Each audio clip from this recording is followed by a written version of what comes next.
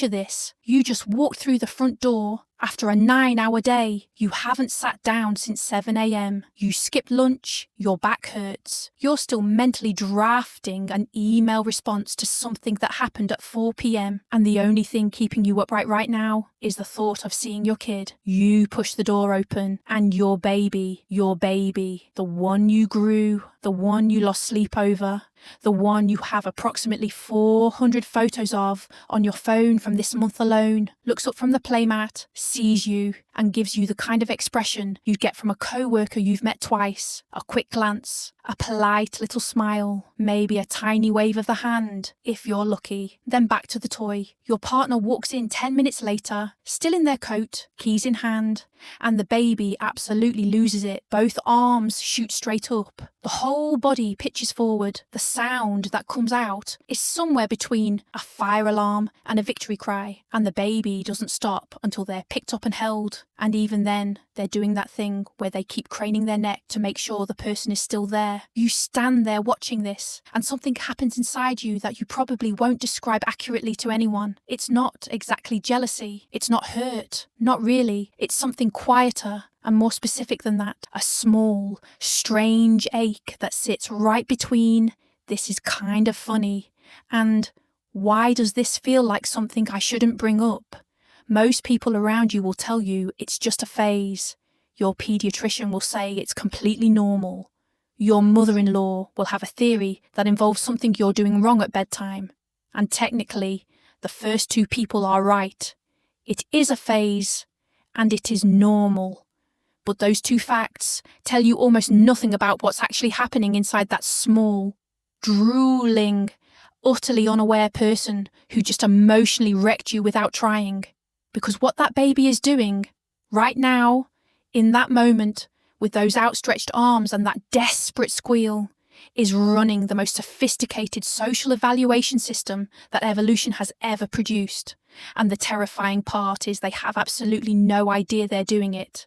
Here's what that system is actually measuring, and here's why the answer might be the last thing you'd expect. For most of the 20th century, if you asked a child development researcher why babies form preferences, they'd give you an answer that sounds completely logical. The baby prefers whoever feeds them, whoever's around more, whoever does the nighttime wake-ups, and the diaper changes, and the bath time, and the endless rounds of peekaboo. More contact, stronger bond. Simple math. Feels airtight. Makes total sense. And that assumption sat comfortably at the centre of developmental psychology for decades, mostly because no one had rigorously tested it against the data. Then someone did. In 2013, researchers at the University of Haifa set up a study that was exhaustively thorough by design.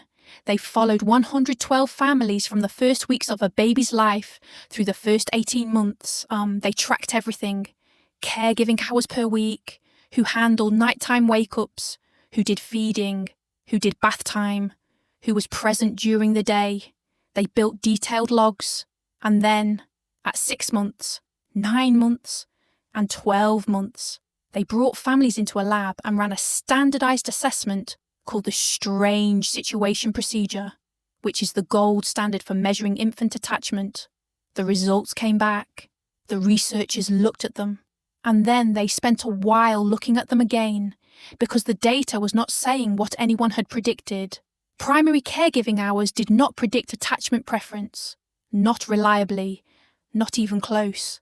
In a significant number of the families they followed, babies showed stronger, more intense attachment responses toward the parent who spent less time with them. The parent who worked longer hours. The parent who was home for 4 hours a day instead of 12. The researchers had designed this study expecting to confirm the conventional wisdom. Instead, they'd accidentally built a controlled experiment that dismantled it.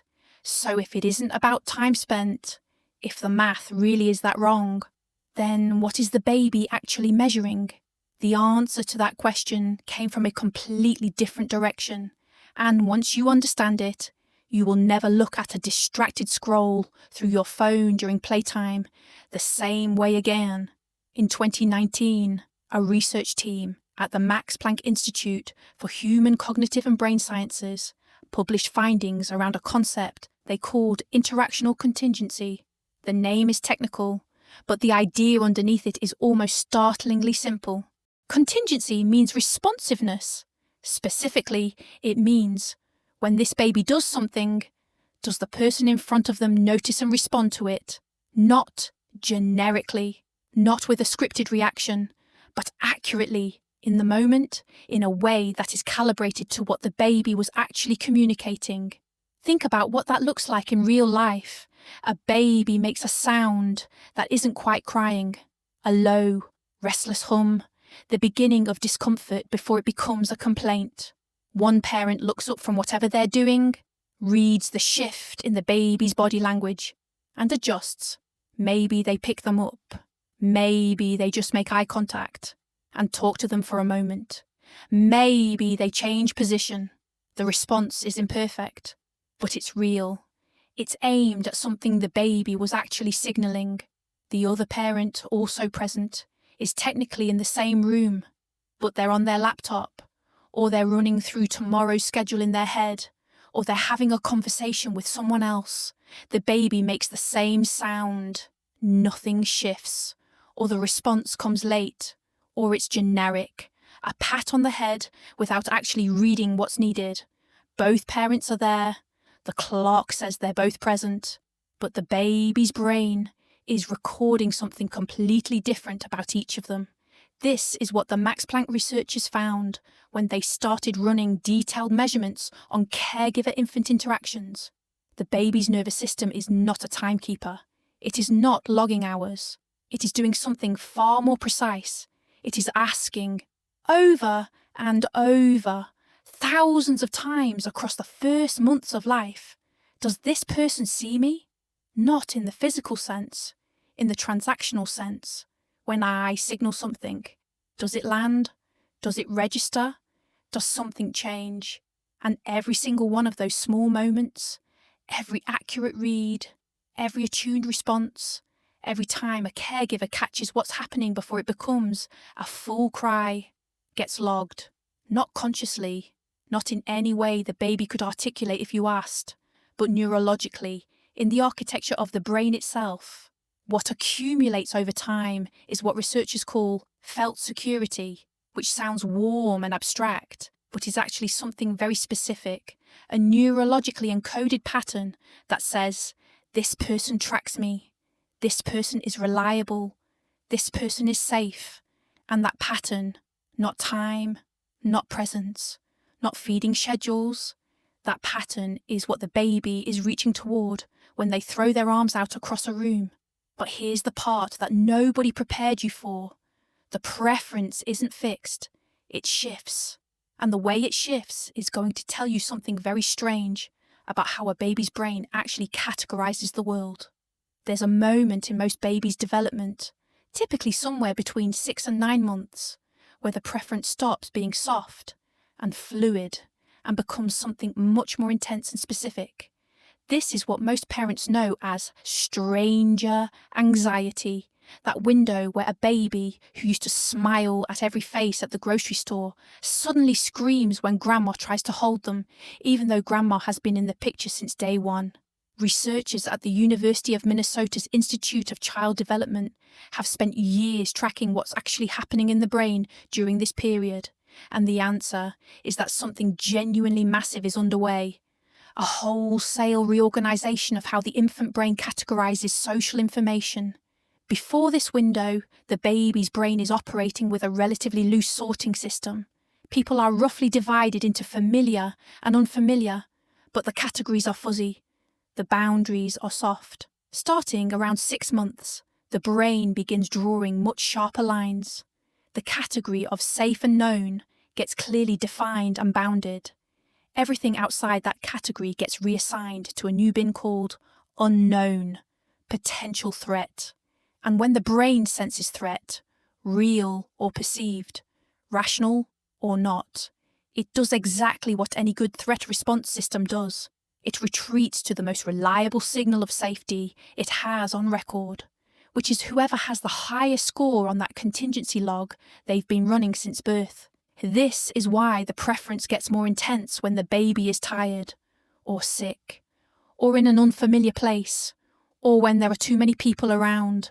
The baby isn't suddenly liking one parent more than they did yesterday. The baby is experiencing elevated threat load, and they are moving toward the person their nervous system has tagged as the fastest route back to calm.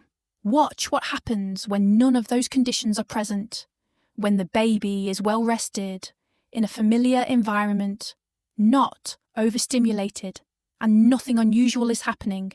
The parent who gets the polite smile during the dramatic reunion moments, in calm conditions, with no stress triggers, that parent gets something much closer to equal engagement. The preference flattens.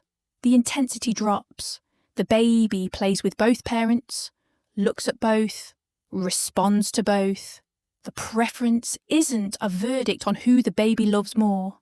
It's a live readout of what the baby's threat assessment system is doing at that exact moment.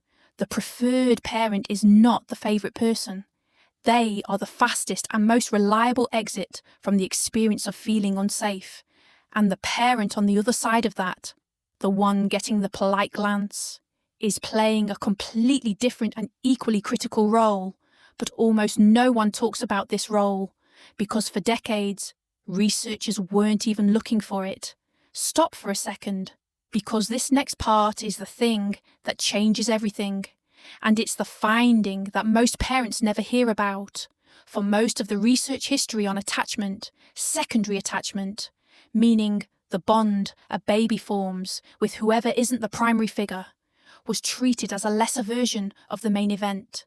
Weaker, less influential, more or less a backup system that activated when the primary caregiver wasn't available. Researchers didn't ignore it, but they didn't prioritize it either, because the assumption was that if you understood primary attachment, you understood attachment. Then a long-term study came along that tracked children from infancy all the way through age 7, measuring not just the quality of their attachment to each parent, but the specific developmental outcomes that followed. It was published in the journal Child Development, and it produced findings that forced researchers to completely rethink the model. The study found that primary attachment, the quality of the bond with the preferred parent, predicted outcomes that made intuitive sense: emotional regulation, baseline security, how a child handled stress, the core stuff. But the quality of attachment to the secondary caregiver, the parent who gets the mild smile, predicted something different, something that primary attachment did not. It predicted how willing the child was to explore unfamiliar situations, how resilient they were when the primary caregiver wasn't available, when mom was at work, when dad was travelling, when neither familiar person was in the room, and most significantly, it predicted how readily the child was able to form meaningful relationships with people outside the immediate family. Friendships, trust with teachers, comfort around other adults. Researchers gave this a name: the secure base extension. The primary attachment figure is home base, the place you return to when the world gets to be too much. That role is irreplaceable and essential. But the secondary attachment figure is something different and equally irreplaceable. They are the person who teaches the child that it is safe to leave home base at all. Think about what that means in concrete terms. The child who has a strong, secure bond with both parents doesn't just have twice as much security. They have a fundamentally different model of the world than a child whose second attachment is weak or absent. They've been shown in hundreds of small interactions across hundreds of days that unfamiliar is not the same as dangerous, that people outside the innermost circle can also be trusted, that new can, with time, become safe. And where did they learn that? From the parent who doesn't get the dramatic arms out reunion, from every bath time that went well with the less preferred parent, every car ride that was calm, every moment of play where nobody cried, where the baby laughed at something unexpected, where a non-primary person held them, and the world did not end. The baby giving you the polite smile isn't dismissing you. They are practicing on you. They are learning, specifically through interaction with you, that the world beyond their innermost circle is navigable. You are not second place. You are teaching the lesson that the primary attachment figure structurally cannot teach. Because to teach it, you have to be outside the innermost circle. There's a reason this reframe hits people differently depending on which parent they are. And there's also a reason it comes with a quiet asterisk, because not every preference pattern is healthy. And knowing the difference might be the most practically useful thing in this entire video. A man named Daniel, mid-30s, software developer, first-time dad, described it to a parenting group like this. For the first 8 months of his daughter's life, he did everything he could think of. He took the early morning shift so his wife could sleep. He learned to swaddle correctly, which took longer than he'd expected. He read the books. He did bath time every night without exception. He was present, intentional, trying. And every single evening when his wife came home from her part-time work, his daughter would reach for her with a kind of desperation that made it look like she'd been in actual danger for the previous 3 hours. He said the first few times it happened, he thought it was funny. By month 7, he'd stopped laughing. By month 8, he'd stopped mentioning it to anyone, because every time he did, someone told him it was normal and moved on, and that answer was starting to feel less like reassurance and more like dismissal. What nobody had explained to him, what the "it's normal" response completely failed to communicate, was that his daughter's preference for her mother had almost nothing to do with how much she loved him, how safe she felt with him, or how strong their bond was. It had to do with the fact that her mother had accumulated slightly higher contingency scores across thousands of micro-interactions, probably because her working part-time meant she had fewer competing demands on her attention during those hours. Not a better parent, not a more loving parent, just a parent whose attention, during the specific hours they overlapped, was more consistently available and less divided. And more than that, the fact that his daughter could be soothed by him within a few minutes, that she engaged freely with him during calm play, that she looked for his face in unfamiliar situations, all of that was data pointing to something that nobody had told him to look for. He didn't have a lesser attachment with his daughter. He had a different one that was quietly, systematically teaching her that the world was bigger and safer than just one person. He found that out by accident, reading a study summary at midnight when he couldn't sleep. He described it as feeling like someone had finally handed him the right map. That story matters because it points to something real, and something worth sitting with for a moment. Because here's the part that tends to land hardest. The contingency score your baby is building about you, you are building it right now, today, in the hours you're already spending with them. Not by being present for more hours, not by doing more caregiving tasks, or reading more sleep training books, or engineering the perfect routine, but by the quality of your attention in the hours that already exist, by whether you look up when they make that specific sound that isn't quite crying yet, by whether you notice the body language shift before the meltdown, or whether you catch it a few minutes later when it's already escalated, by whether the time you spend together feels, to the baby, like being with someone who is actually there, or like being near someone whose mind is somewhere else. A parent who is home all day, but whose attention is chronically split, phone, stress, to-do list, background noise of their own anxious thoughts, produces a very different neural experience for a baby than a parent who is home for 4 hours and is genuinely, fully present during those 4 hours. The baby isn't counting the hours. The baby is measuring the quality of being seen. This is not an argument for any particular lifestyle, or work arrangement, or parenting philosophy. It's not saying you need to meditate your way into a distraction-free state, or feel guilty every time you check your messages. It's saying something much simpler. The small moments of genuine attention add up to something specific and real in the baby's brain. They're not decorative, they're structural. And the parent who understands that has something to work with that the parent who thinks attachment is about time does not. There's one more thing, and it requires a different kind of attention than everything else in this video, because so far we've been talking about what healthy preference looks like, how it works, why it exists, what it means for each parent. But healthy preference has a specific signature, and when that signature is absent, the researchers are clear, it matters, and it matters early. Normal attachment preference looks like this. It intensifies under stress, when the baby is tired, sick, overstimulated, in an unfamiliar place. It softens under calm conditions. The preferred parent gets the dramatic reunion. The non-preferred parent gets genuine play engagement when things are settled. And crucially, when the preferred parent isn't there, the baby can be soothed by the other. Eventually, it might take longer, it might take more effort, but recovery happens. What concerns developmental pediatricians is a different pattern entirely. Not strongly prefers one parent. That's normal.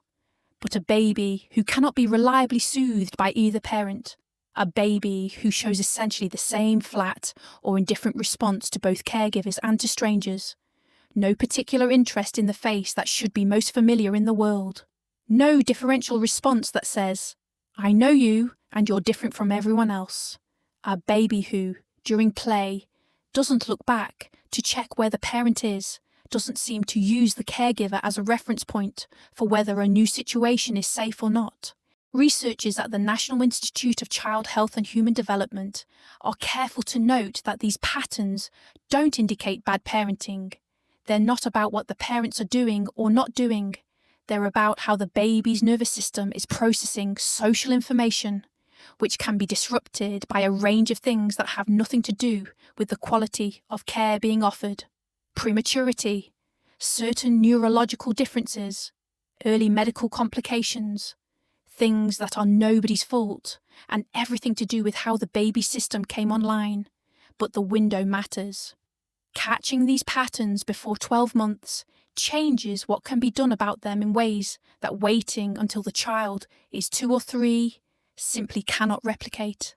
The brain is doing its most aggressive wiring in the first year of life. Intervention during that window works differently, more fundamentally, more lastingly than intervention after it.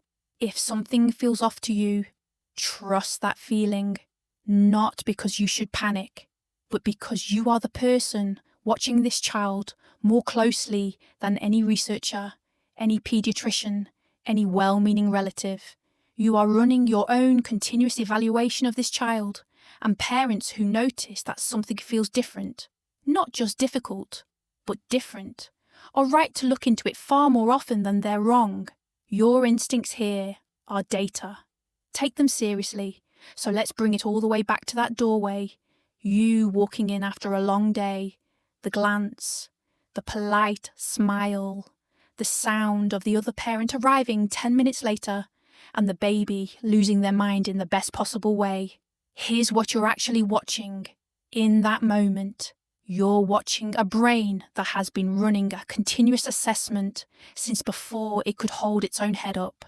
A nervous system that has catalogued thousands of small interactions, the moments of genuine eye contact, the quick reads of body language, the responses that landed accurately and the ones that missed slightly, and used all of that to build something resembling a map of who sees me most consistently, a map of whose presence most reliably means the threat level drops. That map is not a verdict on love. It's not a ranking of worth. It's not a statement about who this baby values more as a human being. It is a precision instrument, and it is pointing at safety as that baby's nervous system has measured safety across the first months of life. The parent who gets the arms out screaming welcome has built a high contingency score. That's real. That matters. But the parent who gets the calm smile and the easy engagement during playtime has built something different. something that the research is only now starting to fully map. The foundation that teaches the child the world is bigger and safer than just one person. The evidence, accumulated in hundreds of quiet interactions, that unfamiliar doesn't mean dangerous, that the world outside the innermost circle is also navigable. One role is not better than the other. They are structurally different. They produce different outcomes, and both of them are necessary for a child to grow up with a full, functional model of how the social world works. Here is the question I want to leave you with, and it's one I don't think gets asked enough. If the research is right, if the thing that actually builds secure attachment isn't hours spent, but the quality of attention inside those hours, then what would it change for you, specifically, this week?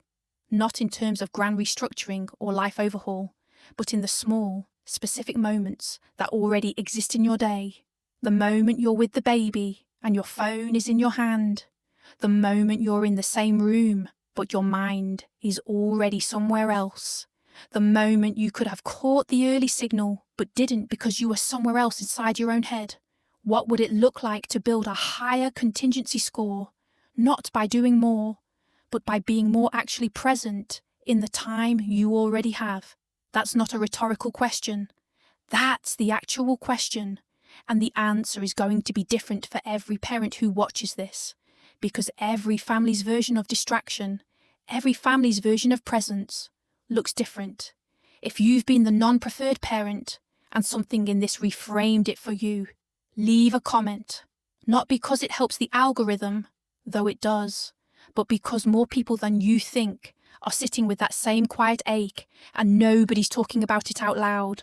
And the science is more interesting and more generous to both parents than the "it's just a phase" response has ever been. And one more thing. There's a question that comes up every single time this topic comes up, and it's this: why does the baby cry the second one parent leaves the room, but 2 minutes later they're completely fine and playing happily?